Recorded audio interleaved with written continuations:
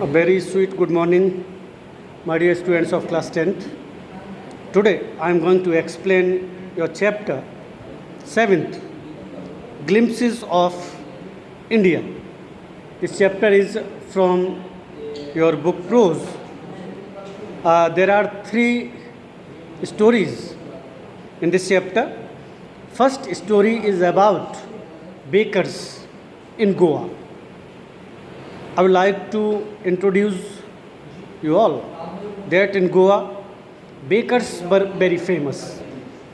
Bakers double रोटी या रोटी जो एक टोस्ट नुमा जो रोटी आपकी है वो बनाया करती थी वहाँ पर. And they use to come in the villages.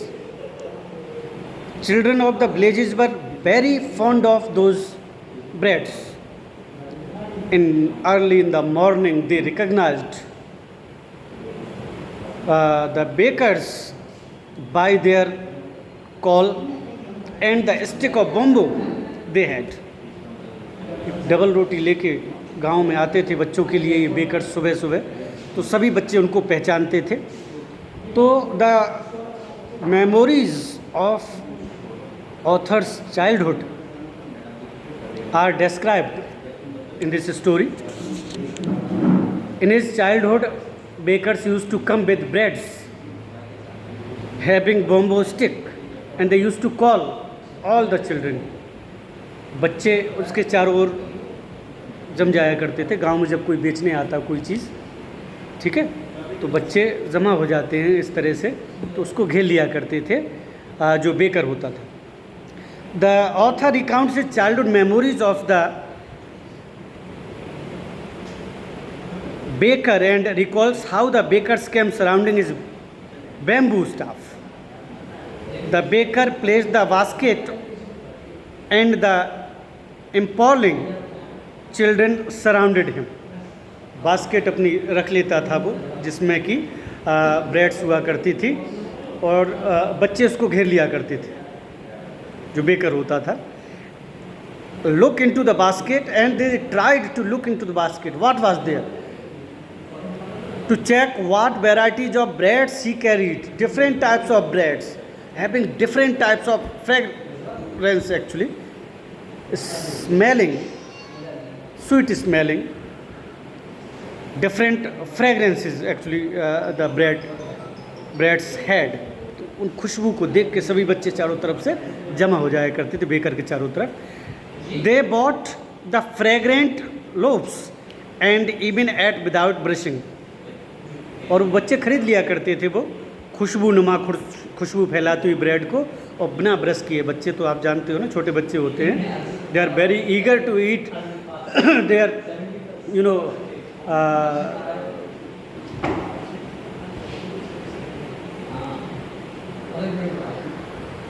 They are favourite breads.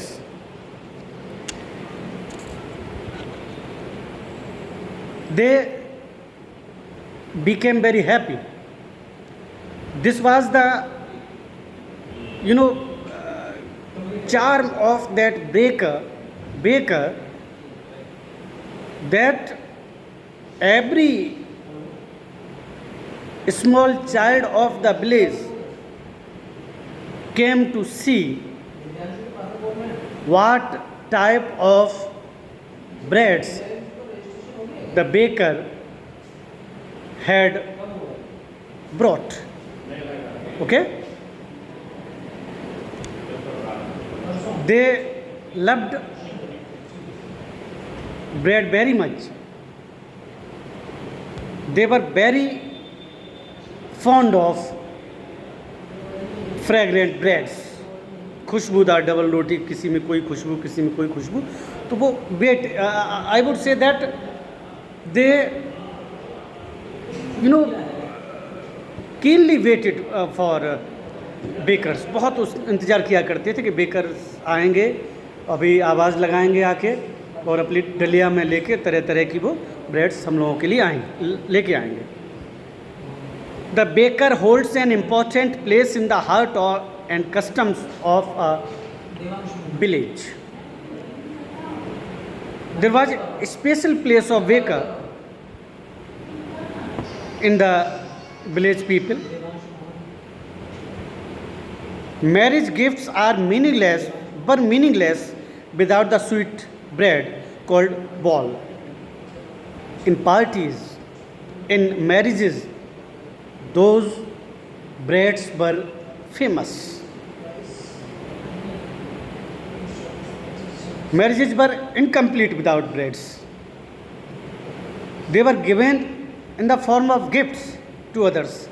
Gift की तरह, तोहफे की तरह वो जो है बारातियों को और जो भी गेस्ट हुआ करते थे, गेस्ट्स को देते थे सब ब्रेड को, जिसको बॉल बोलते थे. Cakes and other breads were a must for festival. Without breads, festival was not complete. It was incomplete. There was the special place of those breads in festivals. Their peculiar dresses were known as कबाय. एक अलग सी dress पहन के आते थे वो, जो bakers होते थे, जो फेरी लगाने आते थे ब्रेड बेचने, तो उनको कबाई बोलते थे, जो ड्रेस वो पहन के आते थे. As they themselves were known as pader. तो bakers were known as Padres, उनको पैडर बोलते थे. ठीक है. और उनकी जो यूनिफॉर्म जो ड्रेस होती थी, it was really very interesting, humorous dress actually they had, उसको कबाई बोलते थे. They lived a satisfied life as they earn well. The bakers were very prosperous actually that time. They earned a huge amount by selling breads, because those items were liked by children, especially children, very much. To put their body and soul together, the people used to sell breads and called bakers. अपने जीवन यापन के लिए, to survive their lives, people use to sell breads. ये बेचा करते थे, तो उनको हम, वो बच्चे बोलते थे कि ये पैडर आ गए, हमको पैडर कहा करते थे. ठीक है. उनकी यूनिफॉर्म जो होती थी उसको कबाई बोला जाता था, और गांव में बहुत ज़्यादा उनको पसंद किया जाता था. दे यूज टू कॉल चिल्ड्रन, आवाज़ लगाते थे, ऐसे आते. आपने देखा होगा, generally you encounter with different types of peddlers, those they are there on your door and they call. ठीक है. सब्जी ले लो, ब्रेड ले लो, ठीक है, कपड़े ले लो. तो such type of call was made by bakers that time. तो they were identified by everybody. सब जाते थे कि जो है पैडर आए हुए हैं. ठीक है. बेकर आए हुए हैं अपनी डबल रोटी को बेचने के लिए, अपनी रोटी को, ब्रेड्स को और आइटम्स को बेचने के लिए. बहुत खुशबूदार आइटम्स, जिनके बिना कोई भी त्यौहार, जिनके बिना कोई भी मैरिज पूरी नहीं होती थी. They were special place in the society, in the children, in the people, families, even festivals and celebrations also. Okay. This was the first story of Glimpses of India chapter, Baker from Goa. Okay. Now I am going to describe your second story, Coorg. The same second story is given in the same chapter, Glimpses of India. Coorg is a narrative written by Lokesh Abrol. Lokesh Abrol ने इसको लिखा है. It is the smallest district of Karnataka. Coorg Karnataka का छोटा सा एक ज़िला है. It lies Midway between Mysore and Mangalore. Mysore और मैंगलोर के बीच में ये डिस्ट्रिक्ट आता है. It is a hilly place of brave man, women and wild creatures. It is a hilly place. Actually man, women, beautiful women are found there, brave men are found there, and wild creatures are also found there. बहुत महान, brave, बहादुर लोग मिलते हैं वहाँ पर. बहुत ही सुंदर महिलाएं मिलती हैं वहाँ पर, और कई different types of wild animals are also found in Coorg. It is also known by the name of Kodagu. इसको कोडागू को नाम से भी जाना जाता है.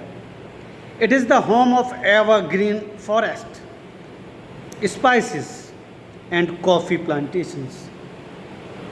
many types of forests, many types of trees, many types of spices and coffee plantation farms are found there.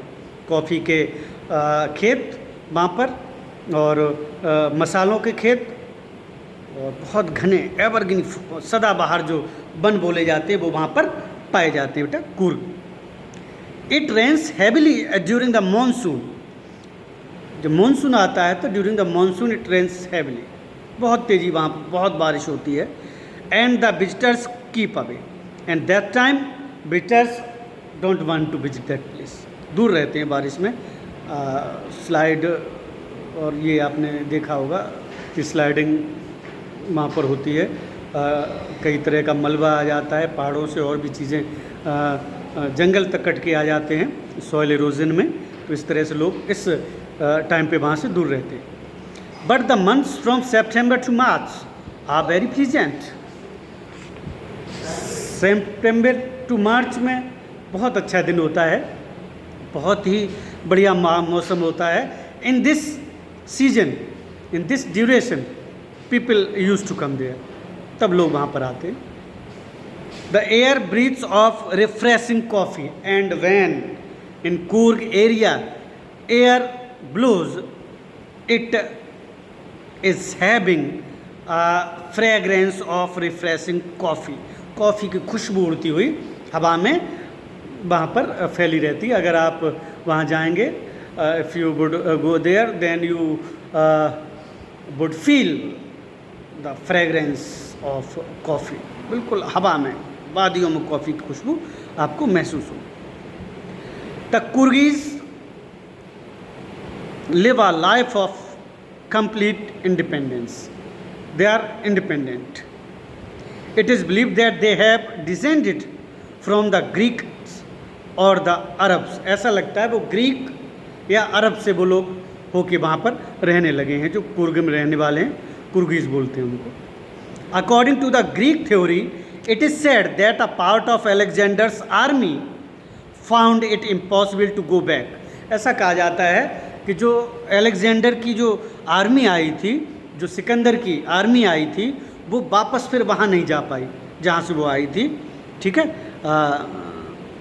वापस नहीं जा पाए वो वहाँ पर. एंड वाज लेफ्ट देयर, अब वो वहीं रह गई. तो वो they became the resident of that place, उनको कुर्गिस कहलाने लगे. The martial traditions of the Greeks, their marriages and religious rites are quite visible among the Kurg people.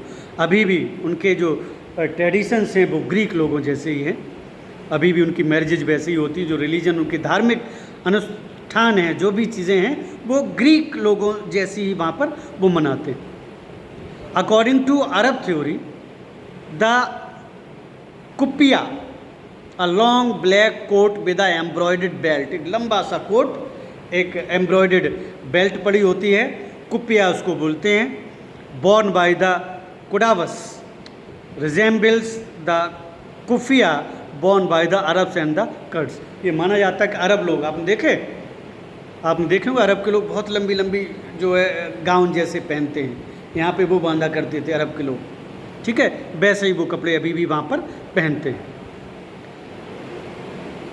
The area is rich in wild life. The entire area is rich and prosperous due to the plantation, due to the coffee farms, due to the evergreen forests. The area is very rich. The most popular adventure sports are rafting. कई sports होते हैं वहाँ पर, आपको देखने को मिल जाएंगे. Rafting, rappelling, canoeing, जो नाव वगैरह चलाई जाती हैं पानी में, राफ्ट किया जाता है. रॉक क्लाइंबिंग, चट्टान पे जो चढ़ाई की जाती है पर्वतारोहण जो होता है वो, एंड माउंटेन बाइकिंग्स, ठीक है, माउंटेन बाइकिंग, ये भी खेल आपको वहाँ पर देखा आपने, बाइकिंग की जाती है, जो एरिया होते हैं माउंटेन्स के और इस तरह से स्टंट्स किए जाते हैं। तो this types of sports are there, इस तरह के स्पोर्ट्स वहाँ पे होते हैं। The Nisargadhama island is a lovely island beyond the Brahmagiri hills. Brahmagiri hills के उधर पार जो है निसर्गधाम एक आइलैंड है, इट्स रियली वेरी ब्यूटीफुल, बहुत सुंदर आइलैंड है वहाँ पर, जो ब्रह्मागिरी हिल्स हैं, कूर्ग एरिया में ही पाई जाती है। This place is also home to Buddhist monks. तो मंक्स लोग होते हैं, जो भिक्षु लोग होते हैं, बुद्ध भिक्षु जो लोग होते हैं, वो भी वहाँ पर रहते हैं, विजिट करते हैं उस प्लेस को। Generally you can meet them there, वहाँ पर आप उनसे मिल सकते हैं, ठीक है बेटे। ये this was the story of Coorg, I explained it. Now the third story of the chapter, T from Assam.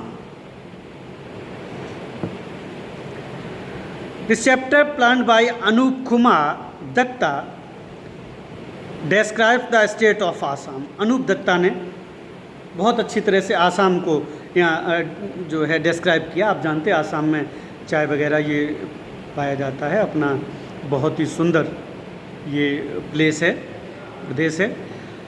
Pranjol, a youngster from Assam, is a Rajveer's classmate in school in Delhi. In this chapter, in this story, the story of Pranjul, a youngster from Assam. Assam का एक बालक है Pranjul, is Rajveer's classmate in school in Delhi. He is studying in Delhi. His classmate Rajiv is also his best friend. Rajiv उसका best friend है और ये आसाम का रहने वाला प्रांजल।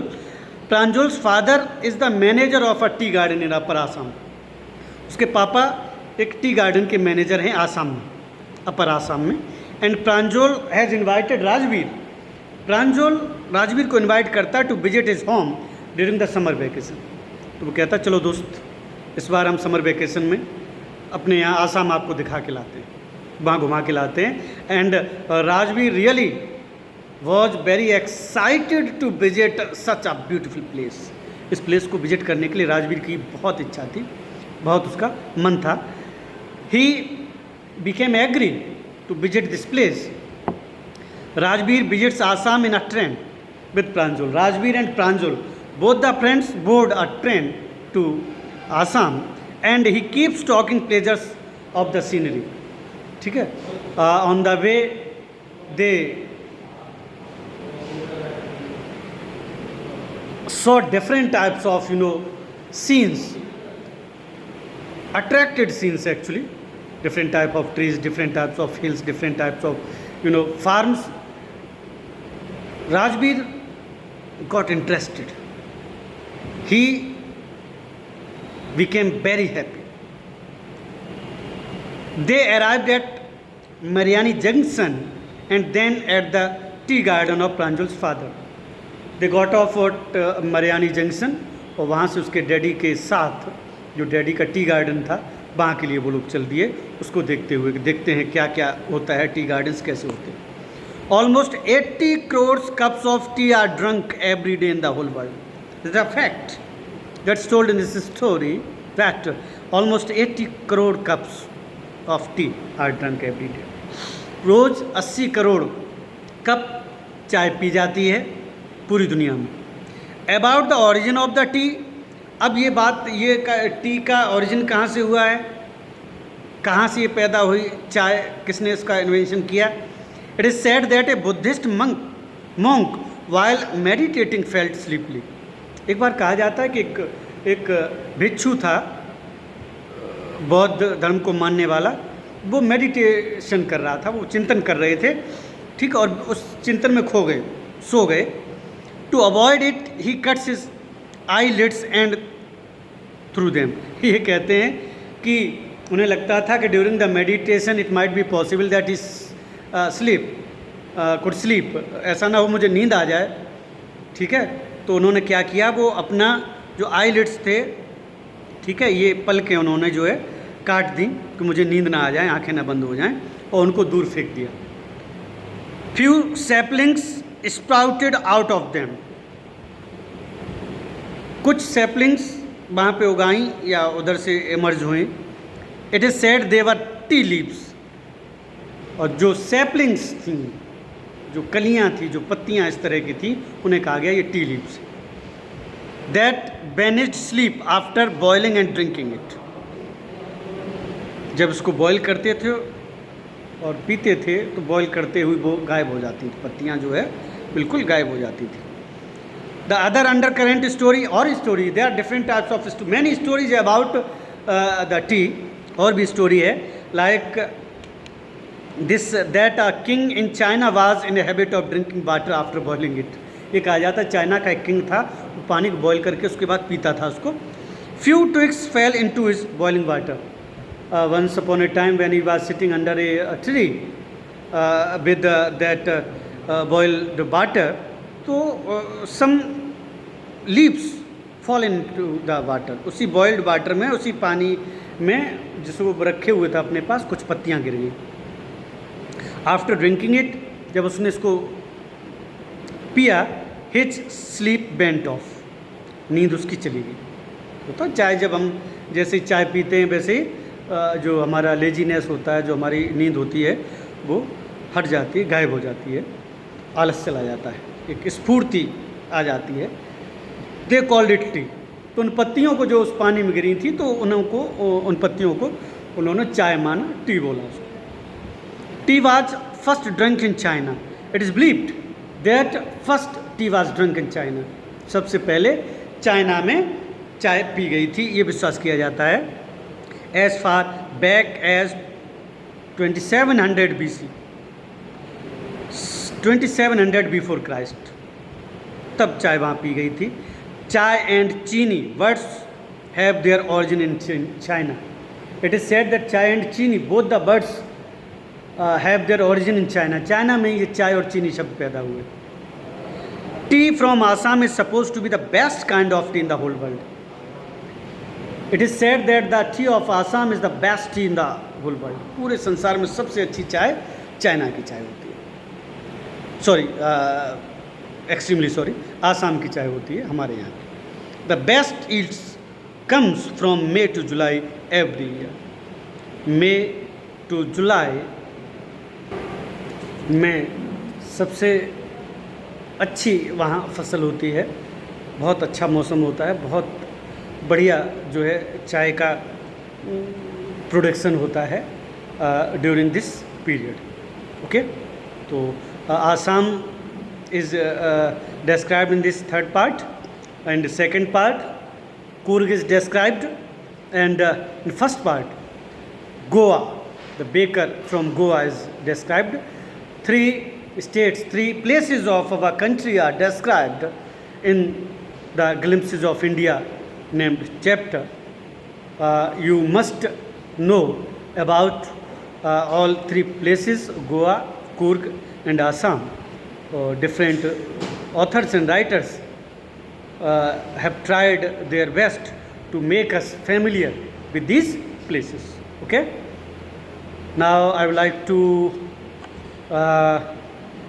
instruct you all that you must read this chapter line by line, bird by bird, so that you could be familiar with the beautiful places of our country and could know about the qualities, the specialties, and the beauty of these places of our country. Okay, we also are supposed to note down question and answers. I would send them on the group. After completing those question answers, you are supposed to get a pic and send that pic on my own WhatsApp number so that I could check your homework. Okay, you must complete this work, and you should convey others who are not attending online classes their attendance is short, and if they will not study online, if they will not join live classes, lectures given by teachers of different subjects, it means they will not be able to appear in the final examinations due to their short attendance, and they will not be able to get good marks in practicals as well. Okay ना practical में उनको number मिल पाएंगे और exam में भी उनकी short जो present होगी, अटेंडेंस होगी, उसकी वजह से अलाउ नहीं किया जाएगा. So it is my humble request to all the students to join live classes and keep their work perfect. Okay, thank you, have a nice day, God bless you.